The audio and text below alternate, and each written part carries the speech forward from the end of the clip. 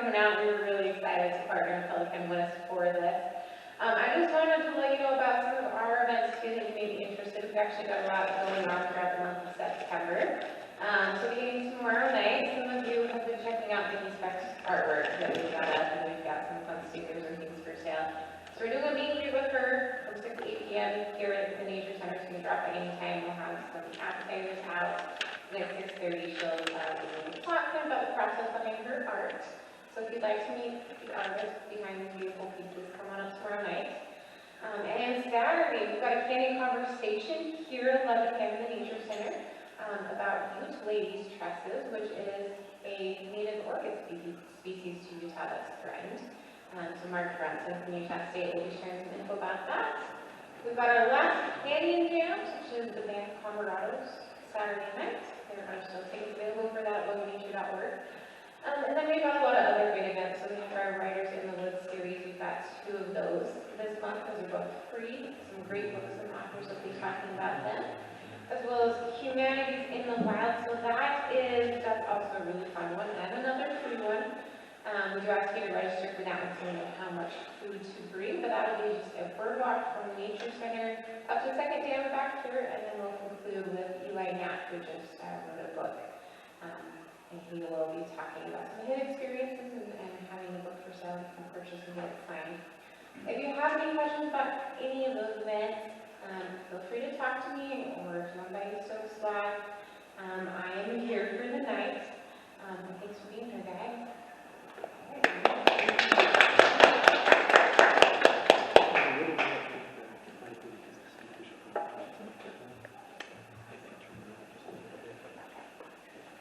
Hey, this is going to be interesting. I've never done this particular piano before, so I'll put on my glasses so I don't screw it up.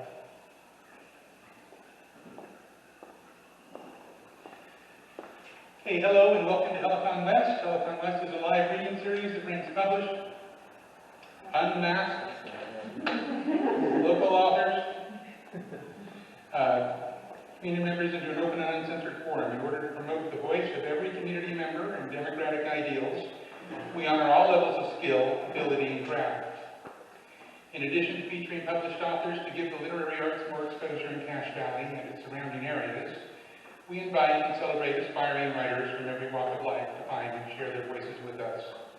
We are committed to the cause of inclusion and accessibility and representation in our writing community. I would like to thank our sponsors, the Bay River Heritage Area, the Logan Library, Sugar House Review, the Utah Humanities, and our founder and patron, Star Colbert. Also, I'd like to thank the Stokes Nature Center for having us. If you would like to read during the open mic portion of our event, please find our sign-up sheet near the beverages table back over there. After our featured readers, we'll get as far down the list as time permits. I don't think that's going to be an issue.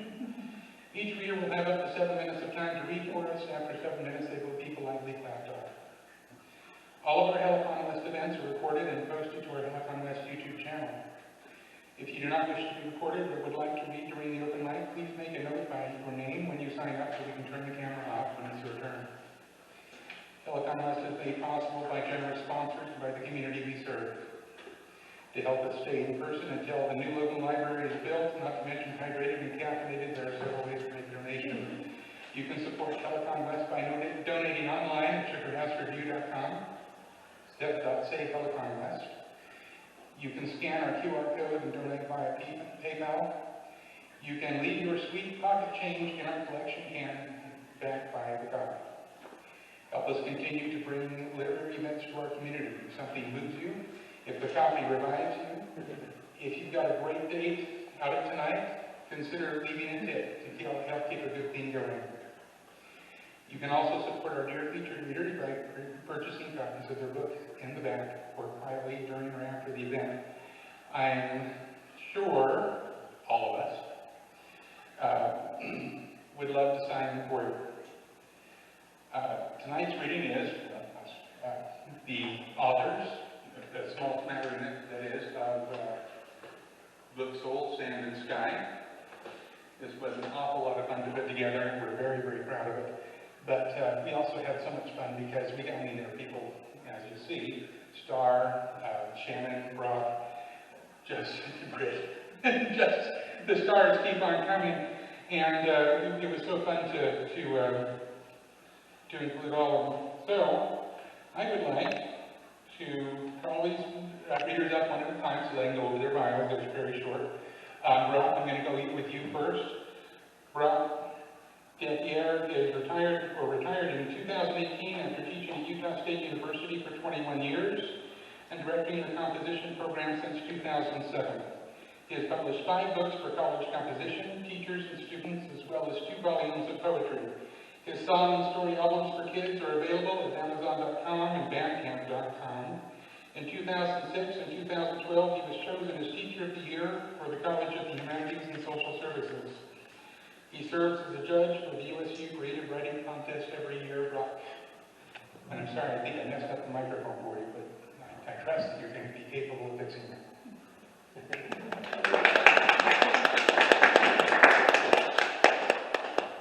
Thanks, Tim. I've got 2 poems. The first one is about our favorite springtime activity, which is hunting down wildflowers, specifically in this case, steer's heads. It's called Trophy. We thrash to the summit. Harsh snow squalls obscure the view. Gusts snap our jackets. Your mittens fail against wind-blown pellets, and even an hour's steep climb doesn't warm me. We spot early season paintbrush, molting elk trotting the facing slope in a patch of mid-flurry sun, when steer's heads, you cry. Snowmelt flower, low, rare, easily missed, perfectly named for its shape, bone white, streaked with roof of the mouth pink, cold we scramble down, content to have captured the curve of its horns. Among Star's many other contributions to the valley, she was the first person to show us steer's heads up on double top, double head. Okay, this one it's called Underwater. There's 3 things I need to explain or alert you to. One is that when you get to the end, you have to remember what the title was. It's kind of circular that way. One is it talks about ski skating, which is cross-country skiing but with a skating motion rather than just with a shuffling motion. Doesn't really matter, but that's the first word of the poem. And the third thing is, you probably know what's been happening to the reservoirs in southern Utah as the water drops. There's often a bathtub ring of white, some kind of calcium that stays where the water was for a long period of time. Same thing happens in Hiram Lake where this occurs. So the poem is called Underwater. Ski skate the length of Hiram Lake, a frosted cucumber from the air, Little Bear River its stem. Avoid augured holes, head for far shore, swing wide around the inlet if the ice is dicey. Magpies will console if the eagles are away. The surface is always familiar, always different, from glide to glide, shore to shore, year to year. Snow on ice, sometimes milky, sometimes clear, scoured, packed, patterned by wind, sun-melting crystal for rework, morning's war growing on ice breath. Skis scrape hardpack or swish through ice ferns, pulverizing delicate beauty. Skate the river stem if there's enough snow. Watch for mush along the edges. Step big into the middle from the bank. Follow the bend south towards the mountains. Watch for barn owl and beaver. Listen for ducks, whiskers below the rapids. Find a dip in the bank, sidestep, muscle up to stand and stare at the white legs of swamp willows, calcium ring at eye level, and realize where you are. Thanks.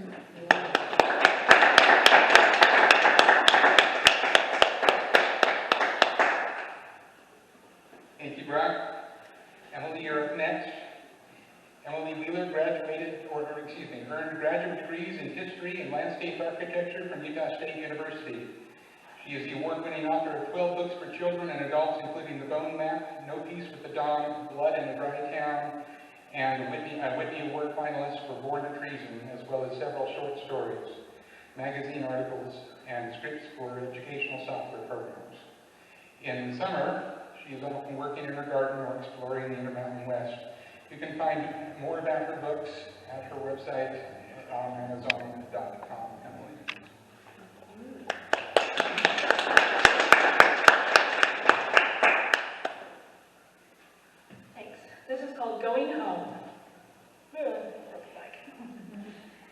The unprecedented times of 2020 offered varied lessons to the world, but for many of us it was a reminder of the power of the outdoors.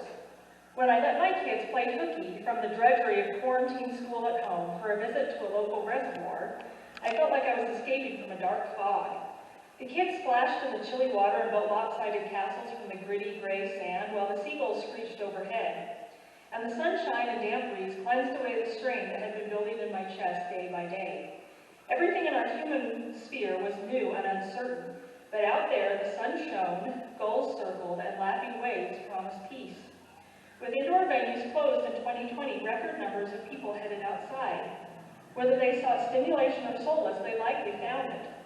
Rediscovering a primal need for nature, a home for the soul. For me, this reconnection took the form of a search for sand. Specifically, the colored sand caves of southern Utah, only vaguely remembered from my childhood. My grandparents, natives of Kanab and Fredonia, on the Utah-Arizona border, had a collection of bottles filled with layers of different colored sand.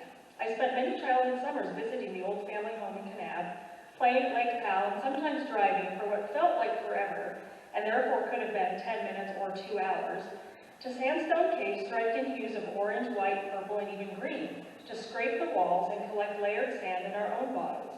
Miniature models of the southern Utah caves and cliffs to carry with us. Members of my grandparents' generation had scattered from their southern Utah homeland, and they eventually sold the old family home, leaving the family plot and the Kanab Cemetery as our only tangible connection to past generations in the area. But I wanted my children to experience the wonder of a wall of colors, the cool scent of damp sand, to connect them with my past and the generations that came before them. My children had the opportunity to meet 3 of my 4 grandparents, but now all of that generation is gone. Therefore, I asked my dad where we had collected the sand so I could take my kids there. He didn't remember. Our parents are a link to our past. What happens when time makes those links rusty? And the pandemic threatened the older generations especially, the potential for a sudden erasure of memory and legacy. Were it not for the jars of sand, I would have nothing to prove my recollections were even real. My sense of urgency to find those caves increased to near panic level. Dad thought maybe the caves were by coral pink sand dunes State Park, massive dunes of orange-pink sand sculpted by centuries of wind into tall, shifting peaks. Recalling our forays into southern Utah, I also suspected the old Perea ghost town might be the right location.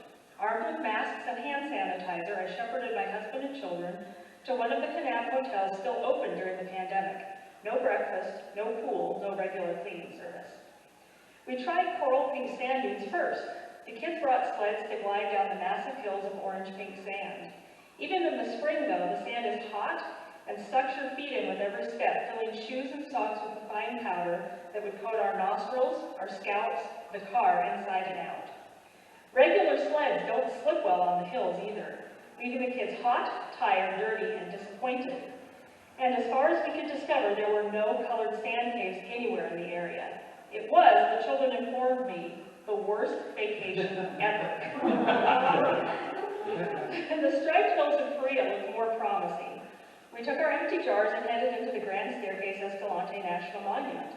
Along the way, we rock-hounded on BLM land for bits of jasper and petrified wood. The rough, steep roads made for some exciting ups and downs with stomach-turning views of sheer drop-offs. The few remnants of the Perea ghost town were interesting, and the kids had a blast climbing the colorful sandstone hills. We collected shades of sand from the hillside and observed jackrabbits and lizards darting among the sagebrush. The caves could be out there somewhere, but we didn't find them. Returning to our home in northern Utah, I felt an overwhelming sense of failure. My children would not know the same splendid experiences that I had. The caves remained lost, and with them a connection to the past. My brother suggested the caves had collapsed. The walls scraped away until they could no longer stand. Maybe they had. The world I knew will not be the same one my children see. The changes brought by 2020 were abrupt, the slash of a ruptured fault line across the familiar landscape of our daily routines. But the scenes of my childhood have been eroding each year. The forces of technology, financial upheavals, and social revolutions sculpting new business for my children to explore, as surely as wind and water might. As the Greek philosopher, I'm going to say it wrong, Heraclitus said, "A man cannot step in the same river twice, for it is not the same river, and he is not the same man." But I had a new bottle of sand displayed in my curio. The colors don't have as much variety as the older bottles, but they are vibrant, and each time I see it, I remember my children's expression of triumph as they conquered the sandstone hills of Korea. Alongside the sand, we've added chunks of jasper and petrified wood collected from the red-orange landscape. And anytime my husband and I want to tease our kids, we threaten another family trip to Coral Peak sand dunes. They shriek and laugh and beg us to go anywhere else. They made new connections to the place my family had called home for generations. The land changes and it changes us. I think 2020 has taught us that what John Muir said over a century ago still holds true today. Quote, "The tendency nowadays to wander in the wilderness is delightful to see. Thousands of tired, nerve-shaken, over-civilized people are beginning to find out that going to the mountains is going home. That wilderness is a necessity, and that mountain parks and reservations are useful not only as fountains of timber and irrigating rivers, but as fountains of life. Awakening from the stupefying effects of the vice of over-industry and the deadly apathy of luxury, they are trying as best they can to mix and enrich their own little ongoings with those of nature, and to get rid of rust and disease. Briskly venturing and roaming, some are washing off sins and cobweb cares of the devil's spinning in all-day storms on mountains, sauntering in rosiny pine woods or in gentian meadows, brushing through chaparral, bending down and parting sweet, flowery sprays, tracing rivers to their sources, getting in touch with the nerves of Mother Earth, jumping from rock to rock, feeling the life of them, learning the songs of them, panting in the whole-souled exercise and rejoicing in the deep, long-drawn breaths of pure wildness. This is fine and natural and full of promise, and may well be regarded as a hopeful sign of our times."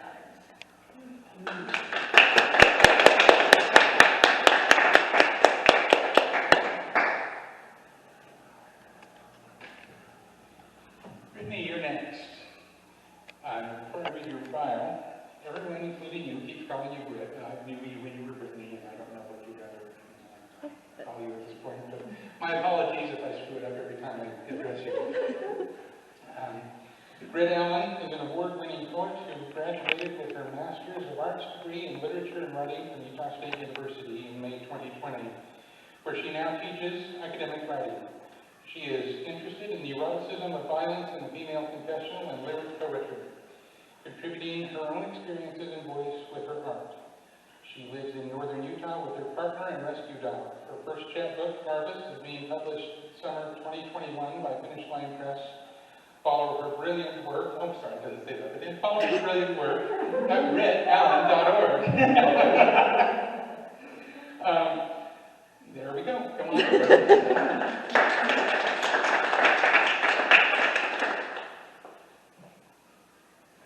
Thanks, Tim. Britt and Brittany's fine. Okay, this is like vain, but I try and publish under Britt Allen because I feel like it's more bite-sized, you know? But whatever. I just have one poem, and it's titled Bear Lake. Your heart could bleed out on the suddenness of all that blue. Sharp aqua lake laid in a nest of rabbit brush and sage. Into the blue, 5 sisters swam, past their hips, breasts, and necks, swam to their nostrils and tiptoes, tugging a single shared inflatable chair. Every woman is weightless in water. Not homeless, not hungover, not married, not divorced, not children, not mothers, all bodies dissolving, their surnames left on shore with the flip-flops and wedding rings.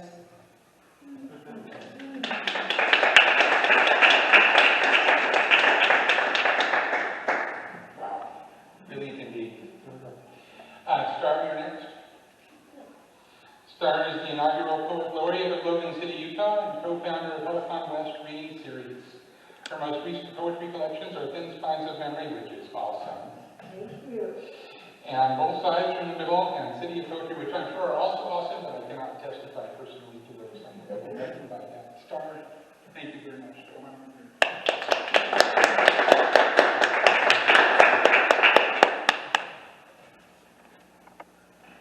Thank you, Tim, and thank you, Britt, and thank you, everybody, for being here.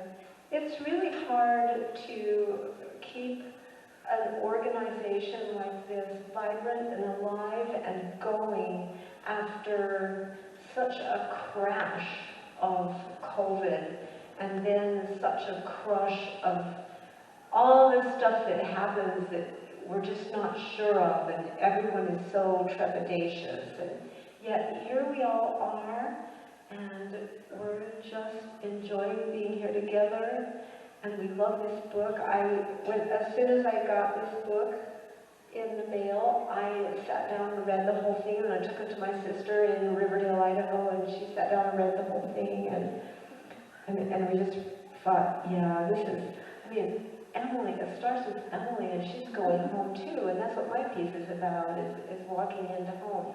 I have to confess that it was titled, before some revision, Walking Away from It All.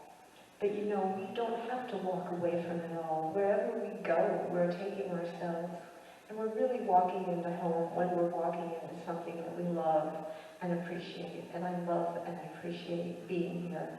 And thank you, Britt, for being our fantastic coordinator of Helicon West.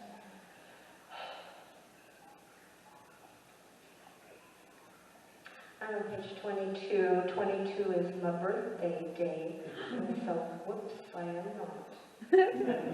Well, all right.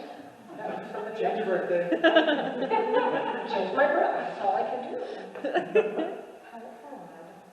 Well, you know, I've been seeing double recently, and I recognize some of these words. Pinkies. Okay. Walking into home. We stop at the bottom of Big Hollow to listen to the shush of wind through a lone red cedar, also known as Rocky Mountain juniper. Its soft, flat needle edges sway in clusters on a 20-foot spread of thick branches that stretch over a cushion of rich, brown loam. Hundreds of cedars crowd the surrounding hills and hollows. We've known this place all our lives. Big Hollow is part of a 160-acre parcel of land in Riverdale, Idaho, granted for homesteading to our grandfather in 1884. Dad, the youngest of 11 children, purchased the homestead from his widowed mother in 1941 for $1 and natural love and affection. Mother sold it to Leanne, her youngest, in 1978 when she remarried and moved to St. George, Utah. Leanne and I have walked in the southeast Idaho mountains every week since 1994 when Mother came back to Riverdale after her new husband died after 11 years. This is how we get away from it all, by coming back to the place that gives us a sense of purpose, a sense of who we are, of where we fit in the natural landscape. Skirting the foot of Big Hollow, we find pinkies blooming on the rocky slopes.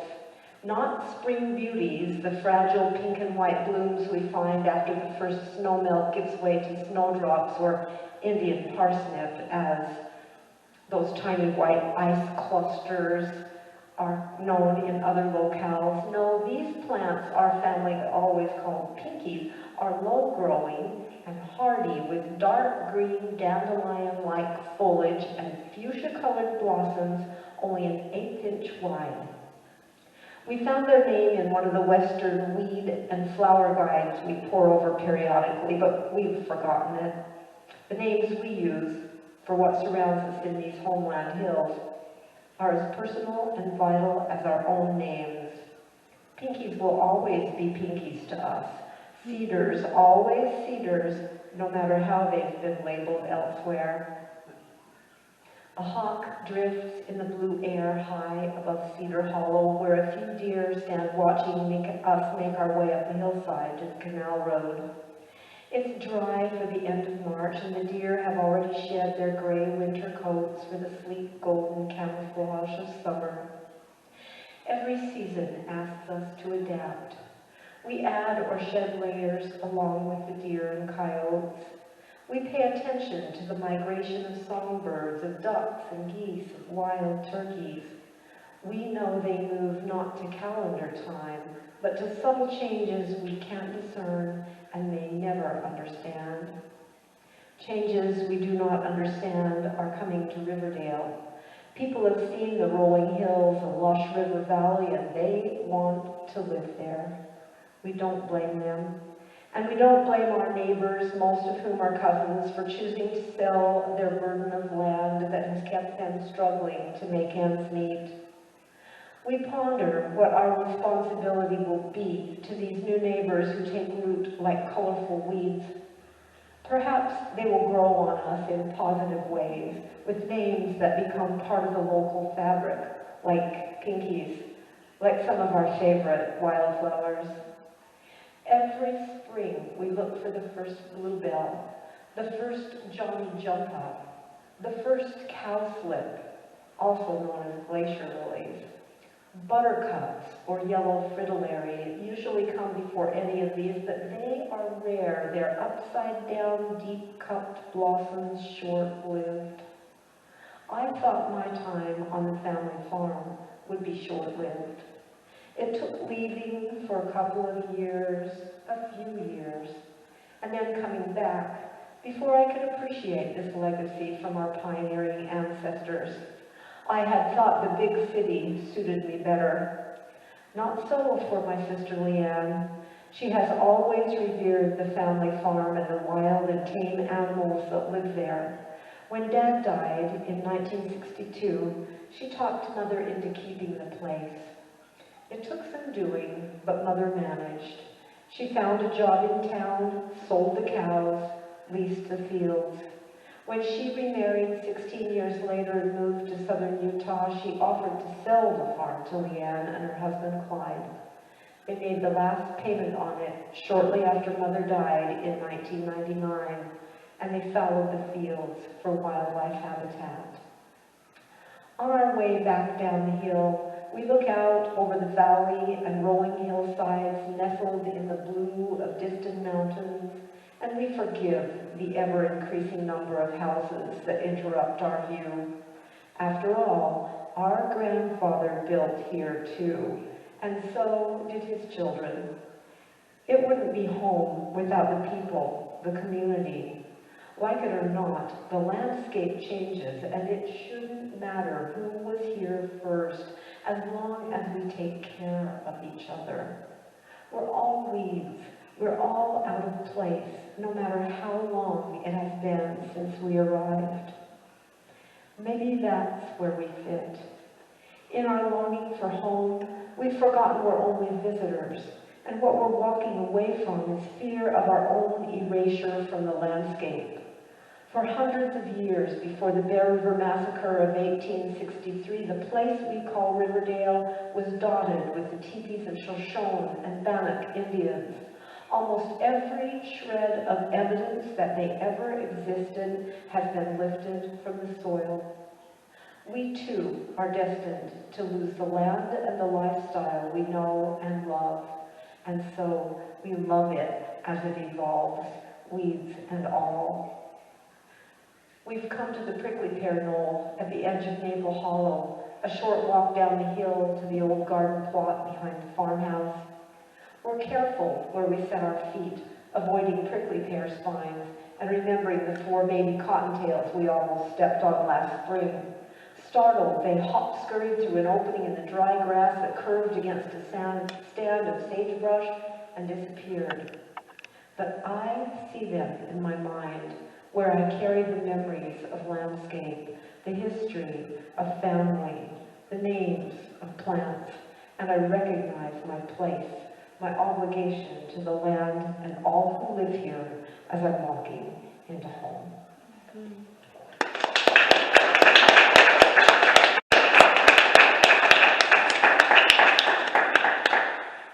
Started as easy as always. Thank you. Shannon, you're up. The fabulous Shannon. The Poet Laureate for Logan City, Utah. And Lucy, my name on her. The Poet Laureate for Logan City, Utah. She is the author of the poetry chapbook, the Red Riding Hood Papers, and 2 full-length poetry collections, For Tomorrow and Inside the Armory, the collected Riding Hood poems. She earned an MFA in poetry writing from the University of Nebraska, Omaha, studying under her mentor, William Trowbridge, former poet laureate of Missouri. She teaches poetry, writing, and composition for Utah State University and was selected as the 2014 Lecturer of the Year for the College of Humanities and Social Sciences. She served on the Utah Arts Council Board of Directors as the Literary Arts Representative from 2013 to 2017. This is one of my personal favorites of the poems in here, Shannon.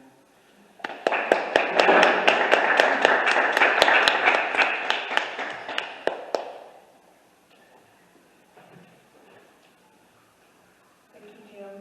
The book is just gorgeous, and this is so nice to hear all of the work read aloud. It's just beautiful.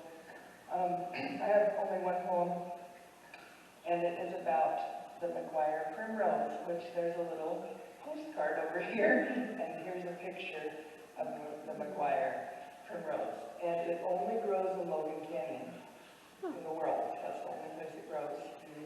And it grows on the cliffs, and it grows in May, and people don't divulge where you find it because it's endangered.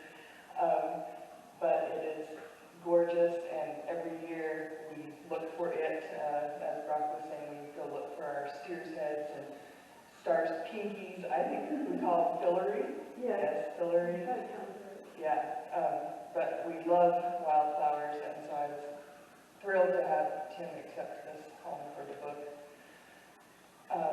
This is a sonnet, Mcguire Primrose.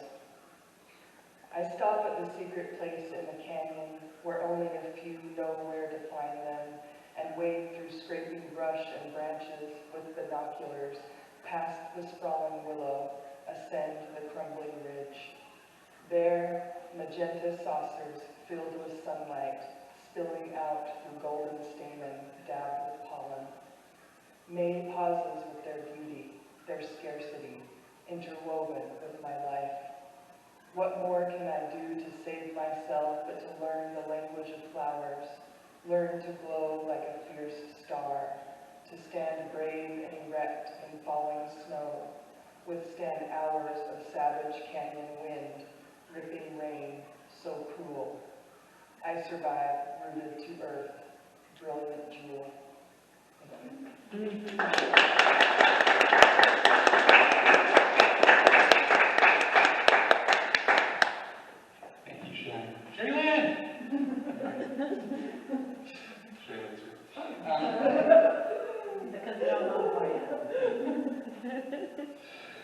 Sorry, just a little outburst.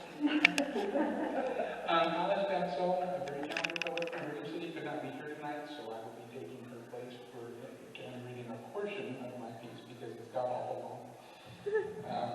And if you want to read the rest of it, of course, you can buy the book. I'm just leaving that alone.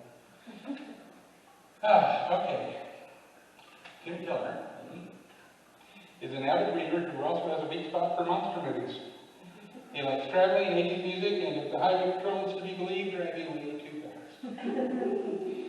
After working as a bouncer, a mortgage researcher, computer repair technician, caregiver, and a brief, albeit disastrous stint as a waiter in an anachronistic drag, he decided he wanted to be a writer when he grew up. A keen observer of human nature, Tim enjoys writing stories about all kinds of people from all walks of life. His work can be found in various literary journals and anthologies, including Mirrored Realities, In the Shimmering Between Places, the Helicon West Anthology, and Unraveling a Joyride. This is called Full Time. I was slow getting into position. Clouds of frozen breath billowed around me like exhaust from a steam engine. This was the first opening day in years we had snow, and what a storm it had been. None of us were prepared for it. I had to cut across a promising draw to make up for lost time. Still, I was behind. By the time I crested the ridgeline, the sun shone bright white on the bluffs below, illuminating even the shadows. High on the mountaintop, I stopped to catch my breath. The freezing air smelled of pine and mountain sage. The sound of the river more than a mile below welcomed me back. The scolding of distant magpies got my attention. They dipped and circled as if to say, "This way, slowpoke.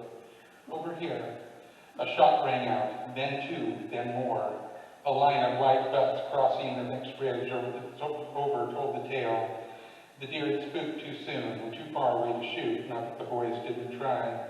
I didn't even unshoulder my rifle. I couldn't suppress a smile, though. I thought about killing them. Their lone man had been out of position by as much as a football field. The others had skylined too soon. There was the noise, everyone yelling at everyone else, and all had ignored the magpies. But my nephews are adults now, men accomplished in their own right, with families of their own. Correcting them unbidden felt presumptuous. My nephew Jacob's 13-year-old son, Elliot's voice rang out as he approached. I have a cactus in my leg. Elliot gesticulated wildly at the offending appendage, literally in my leg. How far he had duck-walked with a prickly pear embedded in his thigh just to show us, or for that matter, what he expected on arrival was anyone's guess. That he intended indictment was clear, but of whom and for what remained unclear. His father gazed into the boy's direction and snorted. I caught a glimpse of my own father in Jacob's eyes just then, and definitely heard him in his voice. Well, pull it out then. I stifled a laugh. Jacob was the only one of his generation old enough to have really hunted with my dad, and it showed. My father's influence and his Marine Corps training precluded any chance of a sympathetic response. It happens every September. The air's first chill, green morphs to yellows and vibrant reds. Flocks of geese fly high in V formations headed south for the winter. My awareness almost imperceptibly heightens, and I begin scanning the mountain slopes in anticipation of crisp October mornings when I'll awake before the sun, hauling my butt to places I no longer have any business being. I'm fortunate to have spent most of my autumns this way. Autumn is the best season to be in the mountains. Of course, I know that's subjective. The skier border crowd, for instance, obviously prefer the deep freeze and powdery snow drifts of winter. Others relish the rebirth of wildflowers and leaves and the return of migratory fauna that comes with spring. And many, if not most, prefer to crowd the heights to escape winter heat and revel in the bounties of summer's abundance. And that's great, all of it. For me, though, nothing compares to the vivid colors and cooler days of fall when insects and tourists have gone. An almost preternatural calm presides as though the mountains themselves are already asleep, abandoned, or at least in the process of becoming so, like a soon-to-be ghost town. But not the breath of winter can be felt in the blizzards of red and yellow leaves, and the summer's bounty has ensured creatures great and small are in the best condition of the year, the perfect time to hunt. Hunting embodies a certain grace, an homage to a time of necessity. It is also great sport. Our quarry have the strength, the speed, and an enormous sensory advantage, and have adapted to and know the terrain. Our human advantages are but equalizers, weaponry being the most obvious, but all of our advantages stem from intellect. We outsmart our quarry, sometimes.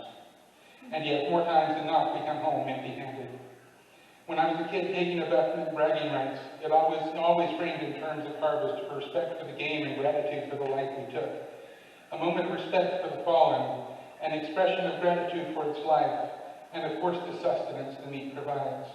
Though to be honest, much could seem perfunctory. Like saying grace before the family meal, we were indeed grateful, but grace or not. The food is prepared and ready to eat, a reality unaltered by nicety. Only later, as an adult, did I begin to appreciate these rituals. It's too easy, I think, to chalk up Elliot's behavior as exemplar of his generation or environment. True, he was young and had recently moved to Idaho from California. He had yet to acclimate, and hunting had been pitched to him by family and new friends alike as fun, adventurous, educational even. But the capacity to appreciate and not commune with nature comes at a price. Near the top of Devil Hill, where the grade is steep, the rocks are sharp, and even the plant life is hostile. The fire in his sea-level lungs, not to mention his thigh, wore one out. Elliot didn't fully understand himself why he was there. Without the desire, the need, or connection to the land, hunting was just too hard.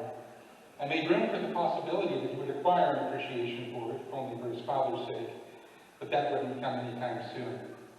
The following morning, he elected to stay home. His cousins evidently felt similarly. I understood well their point of view.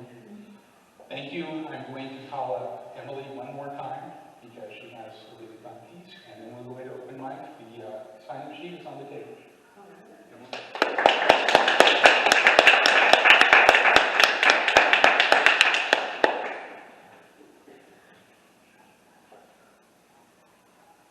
Luckily, I can find it. You were on chapter 22, not page 22. Oh! So you were totally right. Okay, this is I'm not fond of sleeping on the ground or peeing in the woods, but they come with the territory when backpacking. And backpacking is for people who are tough, people who are confident, people who have it all together. After high school, I was none of those things. The financial aid for my college of choice fell through at the last minute. As my high school friends pursued their higher educations at prestigious schools across California, I was treading water. It was perhaps the most frightening thing that had happened in my 18 years. Finding myself in a stare-down at the adult world, where good grades and your circle of friends don't solve all your problems. One day, I came home from classes at the local second-rate junior college to find my dad and teenage brothers leaning over a map on the dining room table. "What are you doing?" I asked. "We're planning a trip, backpacking in the San Bernardinos with the Larsons." Many people picture Southern California as one giant, sprawling megacity filled with Hollywood stars and gang members.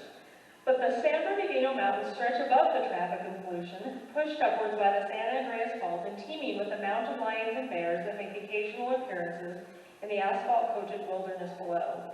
The mountains are a refuge, something wild, natural, and free, rising over the structured man-made world. I want to go too, I said, surprising myself. Our family camped fairly often, but I had been unenthusiastic since the trip where everyone got food poisoning and my youngest brother barfed in the tent all over my head. Rinsing out my long hair in the weak KOA showers had not been pleasant. And I wasn't exactly athletic, though I rode my bike and occasionally took the dog for a run, so I figured I was in decent enough shape for backpacking. A couple of weeks later, when we were a few hours into our hike, my feet let me know how wrong I was. Tingles of pain raced up my legs with each step. My pack, which started at about 20 pounds, now weighed at least 120. I didn't dare ask how much farther we had to go because that would pull me out of the now, and now was all I could handle. The way each breath scratched through my lungs, I was sure I was going to collapse before we made it to our campsite anyway. Luckily for me, our family friend Todd Larson was a doctor, an ER surgeon, in fact. Tall and bulky, he lumbered along in front of me. I kept my gaze locked on his bright red pack as if the sight of it could drag me along. His teenage boy and girl raced ahead of him with my two brothers. I was caboose, but I would have rather fallen behind and let the coyotes eat me than admit I couldn't keep up. Despite my protesting feet, I pressed forward. One step at a time, I dragged myself into the primitive campsite. The boys, all well-versed in scouting, had the tents up and the fire crackling. Without much else to do, I whittled roasting sticks, a piece of mosquito net draped over my camel hat to keep the bugs from eating my face. "Thanks," Dr. Larson said, taking one of the sticks from me. "Hey, you look like a girl version of Rambo in that outfit, like Rambina." I chuckled along with the others to cover the sting of embarrassment. Some action hero I was. My legs hurt so much I wasn't sure I could move, and I pretty much decided not to eat or drink the whole time to minimize nature's call. I popped a piece of mint gum. Freudian slip there. I popped a piece of mint gum in my mouth. Other than playing with my pocket knife, I was about as out of place as, well, a Southern California girl on a camp out in the mountains. Casey, Dr. Larson's daughter, was just hanging around the campsite as well, but she was 12. Nobody expected much from her. We cleaned up after dinner, told some campfire stories, and headed for bed.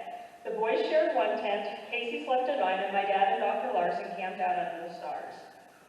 Don't leave any food in your tents, my dad said, hoisting the pack of tomorrow's breakfast and dinner over a branch in a bear bag. Rocks poked me through the floor of the tent, but my exhaustion lulled me into a shallow sleep. Sometime in the deep quiet of the night, a rustle outside the tent woke me. Maybe a raccoon or a skunk. Yuck. What would we do if it sprayed the tent? I listened. Branches cracked and grunted breaths pressed against the tent. No, this was something big, really big, waffling around my tent. I curled deeper into my sleeping bag. Bobcat? Mountain lion? Bear? Moving so slowly that the fabric of my sleeping bag didn't even whisper, I felt around the little backpacking tent. All I had was a pocket knife and a thin veil of nylon between myself and something large and undoubtedly hungry. There was no food in the tent, but I did have gum in my bag.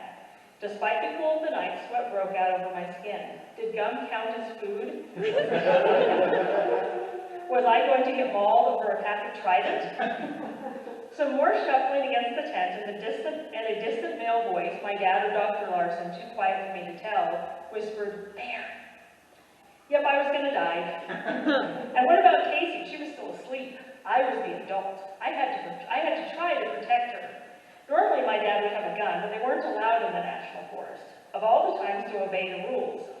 I grabbed my stupid little pocket knife and held it tight. Each breath of chilly air seemed to settle into a hard, icy lump in my stomach. The bear pawed at the tent. It would rip through the fabric any moment. I would jab it in the eye or the throat. Then it could eat me while Casey escaped.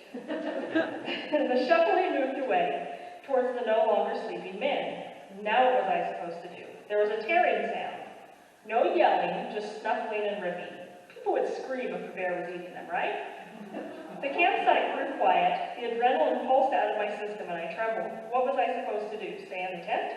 See if the bear had eaten someone? There in my sleeping bag, not knowing, I could cling to the illusion of safety. But what if my dad or Dr. Larson were hurt, or if the bear went after my brother's tent? Not that I could do anything for them, but I had to find out what had happened. The sound of my tent zipper was like the crackle of fireworks in the stillness. I raised it slowly, one click at a time. We put the fire out, so I crawled from the tent with my flashlight and examined the wreckage. Scraps of red fabric scattered around the campsite. Not bloody, just bright red. Dr. Larson's pack. I left a granola bar in it, Dr. Larson said from the darkness. I jumped and swung my flashlight around.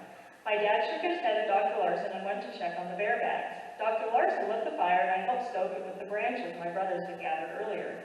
My trembling had nearly worn off and my cold sweat dried in the night breeze. The fire helped, answering primitive fear with a primordial feeling of power, control over nature. I stared into the flickering light and a shadow moved across from me.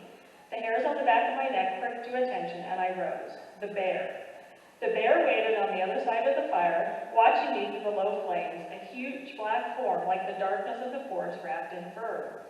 Its eyes glittered in the firelight. Dr. Larson yelped.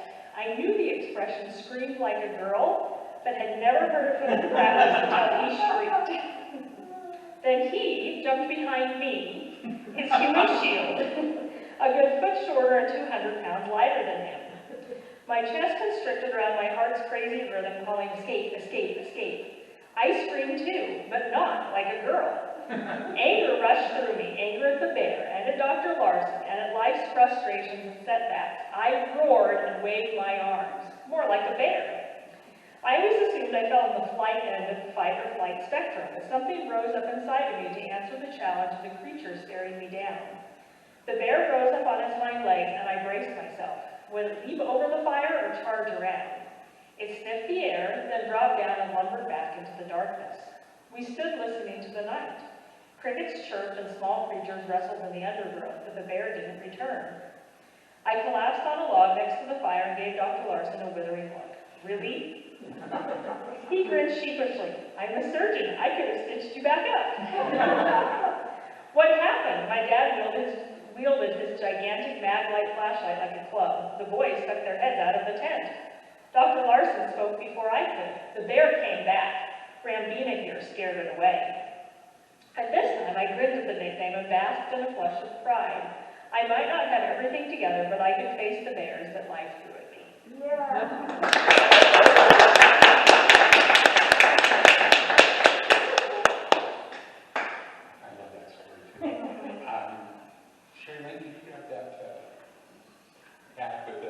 On it, hopefully lots and lots of names.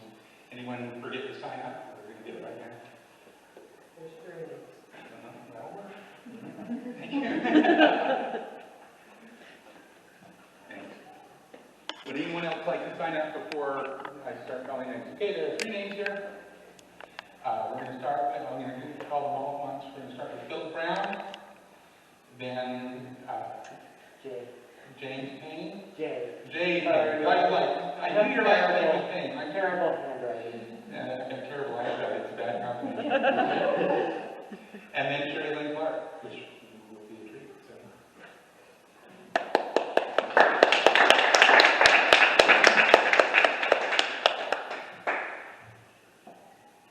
I'm excited to be here. It's been a while. I have 3 poems to read tonight. I kind of tried to choose some, they all have nature imagery in them. The first probably ties most closely to some of the themes of the book. This poem, it's titled "Some Endings Are Artful," and it came from me noticing, as someone who's attracted to art and beauty, I noticed there were a lot of effects of pollution that were quite beautiful to me, and I felt a little conflicted about the fact that it was beautiful, and yet I knew that it was destructive, and so I had that kind of turning around in my head, and this is the poem that came out of that. Some endings are artful. See autumn, supernovas, shattered glass. Sunsets tempt us to lift our cameras, faces flushed in afterglow. My eyes, like children drawn to color and shine, say, beautiful. It's my mind that registers the loss, calls it dying. Look, the sun is scarlet. Far off wildfire tints the summer gold. Gasoline glossed blacktop iridesces, plastic fragments glitter sand. Look, city lights rinse the dark from nightfall, stars hidden behind a violet sheet drying. A smokestack exhales one long, luminous cloud. Do we see our signature in this? Our ancestors stenciled their hands on cave walls, palm to stone, sprayed paint haloing the outline. Each graffiti reads, "I'm here, I'm here." We tag everything we touch. Our handprint, too, will last. That absence where we used to be, the earth around it, stained a deep and human red.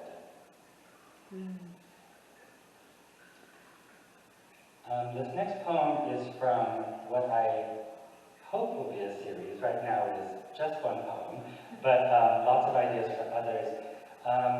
It's imagining the life of the archangels in the biblical narrative from the Garden of Eden after the fall, and they're kind of out of a job, or they've fallen too. I kind of wanted to imagine them in perhaps the modern day, or as if they left Eden and had to go to the city, something like that. So that's the archangels that I'm referring to in this poem.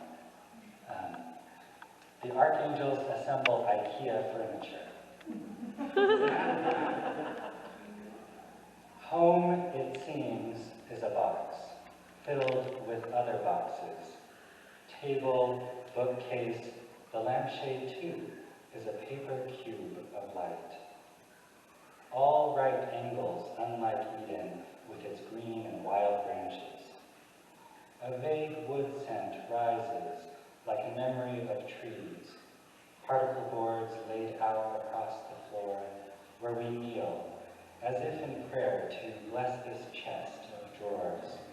Let it be made whole, let it last, step by step until it is finished. More boxes, right now holding air, will trade for storage.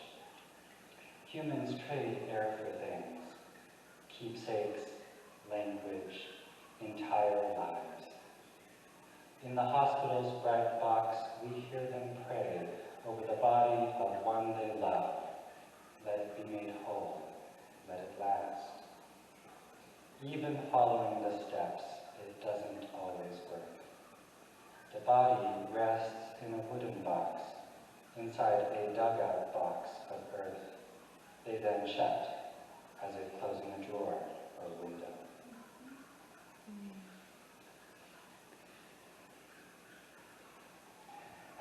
And more on sort of the Garden of Eden, that's been something that has shown up in a lot of my work. This poem is called "Apple is to Adam as Man is to Me."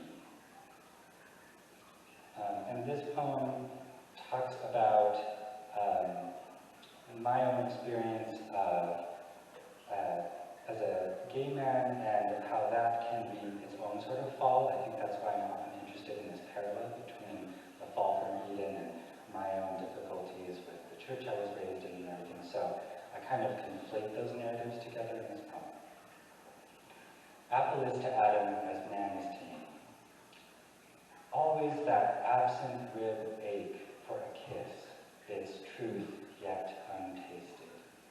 Did you know all summer leaves hide their flame beneath the green? My heart's edges reddened late August when he arrived, tempting an escape. My lips brushed the sun-ripe skin of his neck, and I tumbled headlong into autumn, more human than before, a sudden tenderness blooming like a bruise inside my body. Again and again I fell earthward into that soft fire, the ground papered in blazes of red and yellow, like the inferno promised if I ever partook. Look, how we glow now as the light goes, our own kindled heat of bioluminescence. The insects are silent. Bare branches fade into the gray, windfall fruit into the soil, making way for winter's blank page, then something new. Thank you.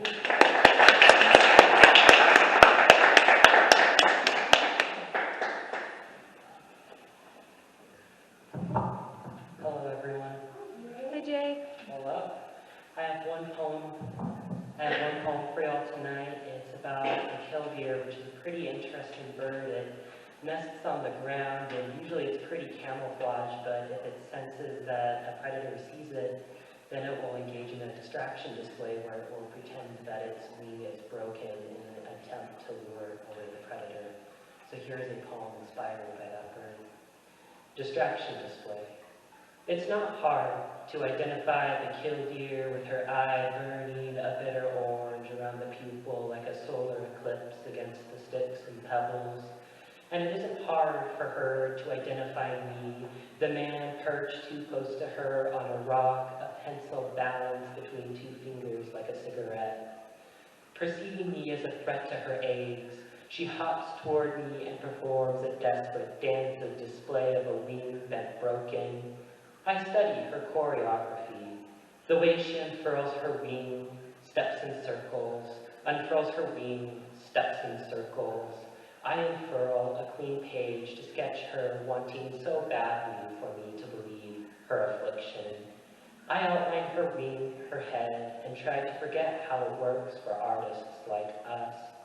Artists hoping our imitated injuries might trick death and preserve that part of us still unhatched, that part of us that might mature into something immortal. I'll finish her picture tomorrow, the facade of her fractured wing, the grim eye, that fervid halo of light.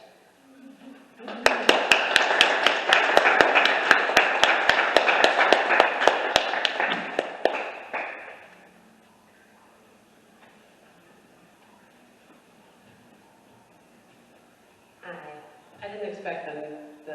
I feel out of place. Mine is not about nature. I didn't expect that, the open mic was a bit about nature, and I didn't know that's I'm sorry. Anyway, this is a piece from Joyride that I wrote. It's called The First Time I Saw Her. I knew it the first time I saw her. I wanted her. She had definitely been around the block a few times, but she'd been well taken care of and hardly showed her age. I've always liked the idea of love at first sight, but I never thought it would happen for me. Her curves and